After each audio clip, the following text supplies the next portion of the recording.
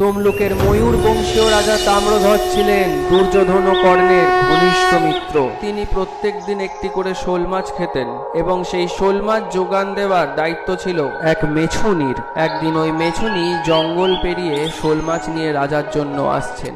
হঠাৎ তার মাথার ঝুড়ি তিনি মাটিতে নামিয়ে দেখলেন যে সবকটি শোল মাছ মরে গেছে।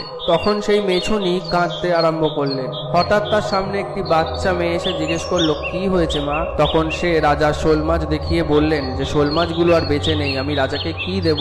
তখন সেই মেয়েটি বলে, মা তুমি সামনের দিকে কিছুটা এগিয়ে যাও, সেখানে একটি জঙ্গলের মাঝে জলের কুণ্ড আছে, সেই জল মাছের গায়ে ছিটিয়ে দিলে মাছগুলো ফের জ্যান্ত হয়ে উঠবে এবং এই কথা যেন কেউ কোনোদিনও না জানতে পারে। সেই কথা মতো মেছুনি কুণ্ডের সামনে গিয়ে জল ছেটাতে দেখলেন শোল মাছ জ্যান্ত হয়ে গেছে।